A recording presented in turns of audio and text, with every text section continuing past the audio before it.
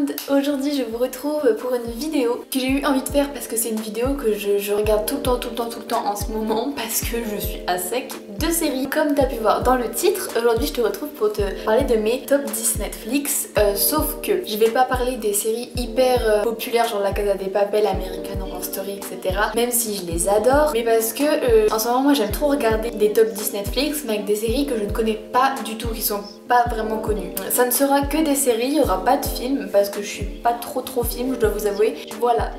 Bah c'est parti.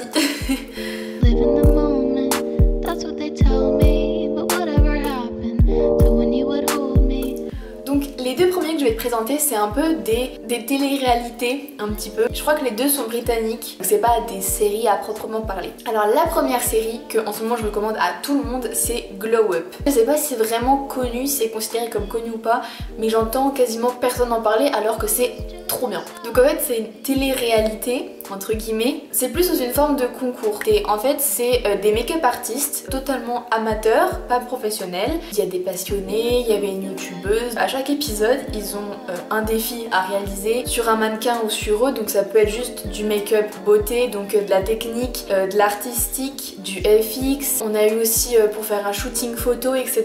pour des magazines, enfin tout l'univers du maquillage y passe. Dans chaque épisode il y a des chaises rouges, donc c'est les deux qui ont le moins bien réussi le défi qui s'affrontent en duel, et donc à la fin de chaque épisode il y en a un qui part pour au final qui est qu'un gagnant. J'ai adoré vraiment, en plus il y avait des guests dans les jurys et tout, ça m'intéresse trop le monde du maquillage et là mais c'était trop bien. La deuxième série c'est un peu dans le même style, c'est Next in Fashion. C'est totalement la même chose sauf que c'est en mode. Voilà, c'est des duos qui sont regroupés, il y en a qui se connaissent d'avant, il y en a qui se connaissent pas et on les voit coopérer, créer des vêtements, pareil on a un laps de temps, un thème et ensuite à chaque fin d'épisode il y a un défilé, voilà, de mode avec les créations. Voilà, à la fin il en reste plus qu'un. Pareil il y a différents styles, il y a différentes personnalités, il y en a qui sont grave attachants et je les adore. On voit tout le processus de la création, l'idée, la réflexion, la texture, enfin le matériel utilisé, comment ils font parce que c'est eux qui créent les propres habits, enfin moi j'adore, voilà. Ce genre de trucs j'aime trop. Je sais qu'il y en a un aussi pareil dans le même style mais avec de la déco. Ça je sais pas vraiment si j'aimerais, mais en tout cas les deux là. Donc maintenant on arrête avec les télé-réalités britanniques, on va passer aux séries. La troisième série c'est une vraie série qui est pas originale Netflix mais que je regardais quand j'étais plus petite. J'ai vu qu'elle était sur Netflix et je me suis retapé les 3 saisons, enfin vraiment j'adore. C'est Wolf Blood. Je sais pas si ça rappelle des souvenirs à quelques-uns d'entre vous mais moi j'adorais cette série. Je crois que je me la suis rematée il y a 4-5 mois et j'étais à fond dedans. Donc en fait l'histoire, il y a Maddie qui vient d'avoir 16 ans, ses parents sont des loups-garous et donc elle, vu qu'elle vient d'avoir 16 ans, elle va bientôt faire sa première transformation en loup-garou. Pile à ce moment là il y a un nouveau dans l'école et il s'avère qu'en fait c'est aussi un loup-garou et donc ils doivent préserver le secret. Maddie elle découvre du coup comment c'est d'être loup-garou. On voit différentes mentalités parce qu'il n'y a pas tous les mêmes types de loups-garous, il y a plusieurs meutes, faut qu'ils préservent le secret, faut pas que leurs amis le découvrent. J'adore. Et puis il y a aussi une petite intrigue en mode il y a un méchant. Mais dites-vous que la Lilou qui avait 10 ans a adoré et la Lilou qui en a 17 a tout autant adoré. Donc soit je suis encore une enfant dans l'âme, ce qui est fort probable, soit c'est que c'est vraiment bien. Bon, on passe à la quatrième série, ça s'appelle Quicksand. Je sais pas si c'est très connu mais pareil j'en ai pas beaucoup entendu parler. Donc Quicksand, c'est quoi l'histoire? En fait c'est l'histoire de Maya, une lycéenne lambda en Suède, et de Sébastien, une star archi connue dans toute la Suède. Et donc Maya est un peu pas fan de lui mais vu que c'est déjà un peu son crush, enfin elle est archi genre admirative. Donc Sébastien il est aussi attiré par Maya et quand il retourne dans sa ville d'origine, donc où il y a Maya, il lui demande de sortir avec, sachant que vraiment il est blindé etc. Maya elle a un peu plein de paillettes dans les yeux et tout ça et elle se rend pas compte de la noirceur de Sébastien. Et en fait dès le début de la saison, enfin il y en a qu'une mais dès le début de la série, on sait qu'en fait Sébastien et Maya ils ont attaqué leur lycée, genre ils ont pris des armes à feu, ils ont tiré sur plein d'étudiants, il y a eu des morts etc. et Sébastien est mort aussi. Donc dès le début de la saison, Maya est retrouvée dans la salle de classe avec une arme à feu dans les mains, donc elle est envoyée en prison et en fait il y a tout un processus où ils essaient de de prouver l'innocence de Maya parce qu'elle dit qu'elle est innocente. Tout au long de la saison, on a des flashbacks de la fin de leur histoire et depuis le début, genre comment ça se passe. Donc on voit qu'en fait, les paillettes, ça cache une grosse noirceur dans toute la vie de Sébastien et il y a beaucoup de tragédies et de drames. Âme sensible s'abstenir, et il y a une chanson que je trouve juste trop belle dans cette série, c'est Rosa Himmel. Si vous pouvez aller l'écouter sur Spotify, allez-y. Moi je vais pas la mettre parce que j'ai peur d'avoir des droits d'auteur, mais vraiment elle est trop belle et cette série elle m'a trop touchée vraiment. Enfin, jusqu'au bout on sait pas si Maya est innocente ou non et on sait pas pourquoi elle a fait ça avec Sébastien, pourquoi elle a tué ses meilleurs amis et tout. C'est une histoire de manipulation, de drame, ouais c'est vraiment faut s'accrocher.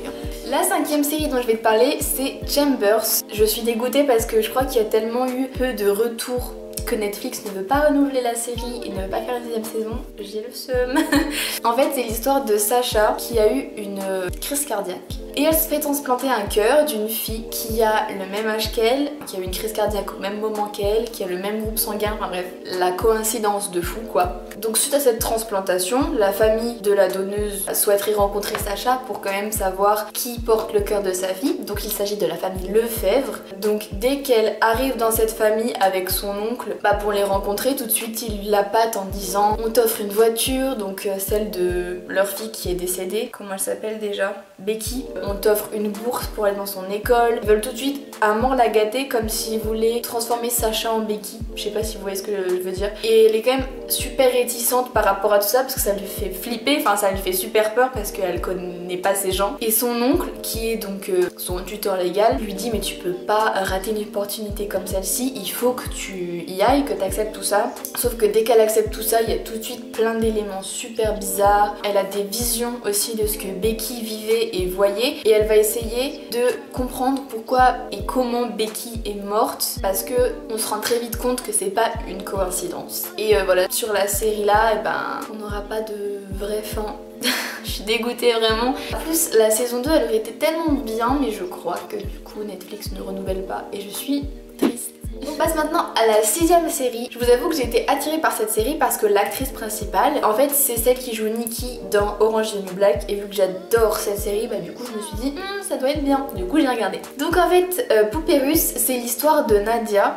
En fait elle revit son jour d'anniversaire en boucle, elle meurt à chaque fois, sauf d'une manière différente. Un peu comme Happy Birthday, c'est un peu dans le même style. Donc elle commence à se dire mais pourquoi je meurs et je me réveille toujours au même moment, au même endroit, le jour de mon anniversaire, tout le temps. Un jour elle rencontre Alan, donc c'est un mec qui vit exactement la même chose qu'elle et il vit une boucle infernale comme ça, et du coup les deux décident de s'allier et de capter et comprendre pourquoi il meurt tout le temps, tout le temps, tout le temps, et il se réveille tout le temps le même jour.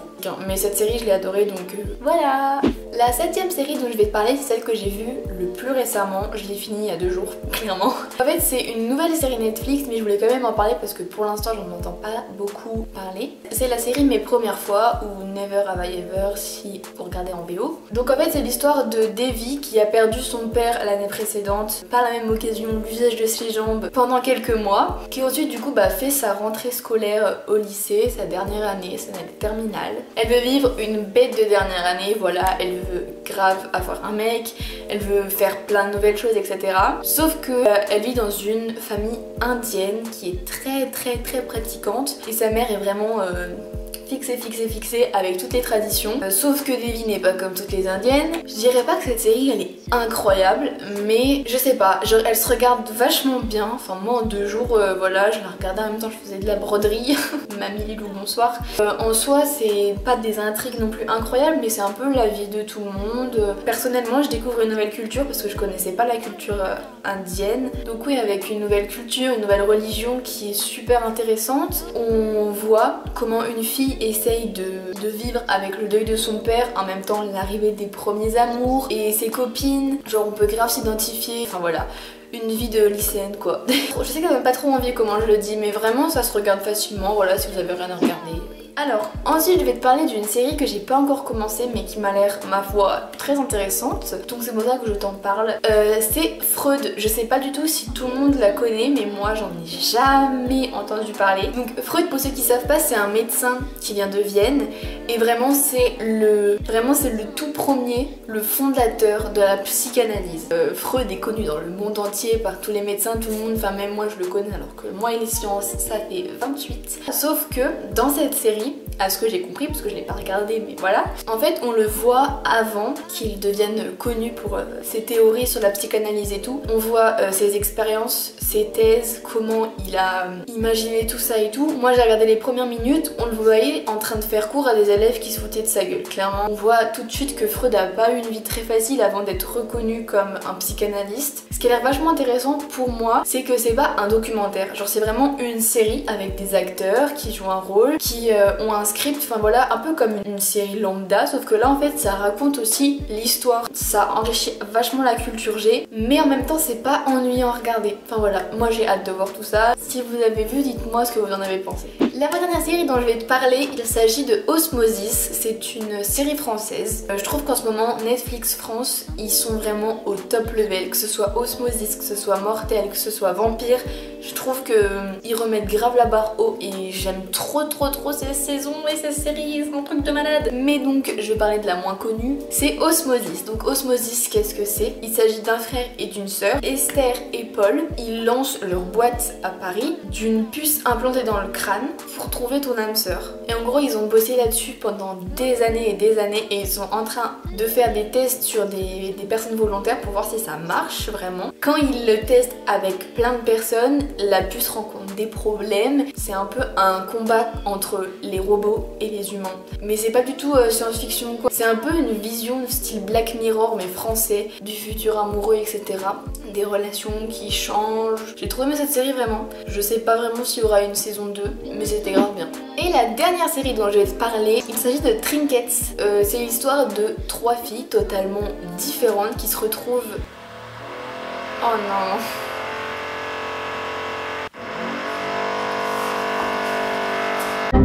Qui sont toutes les 3 forcées par leur entourage à aller dans des groupes de parole pour kleptomanes. Ces 3 filles se retrouvent totalement saoulées et paumées à se retrouver là dans ce groupe de kleptomanes à parler. Elles nouent une amitié toutes les 3 grâce à ce groupe de parole alors que leur route ne serait jamais croisée sans ça. Du coup voilà, on les voit toutes les 3 essayer de guérir de la kleptomanie. On les voit aussi à un moment rechuter, enfin elles font des bêtises et on se rend compte qu'en fait chacune d'elles fait ça pour une raison très précise, pour un traumatisme passé. Et donc on découvre un petit peu aussi leur univers et j'ai adoré cette série. Donc voilà tout le monde, j'espère que cette vidéo vous a plu. Dis-moi en commentaire si t'as des séries à me conseiller parce que je t'avoue que je suis vraiment à sec. Donc voilà, je te fais des gros bisous et je te dis à la prochaine. Bye.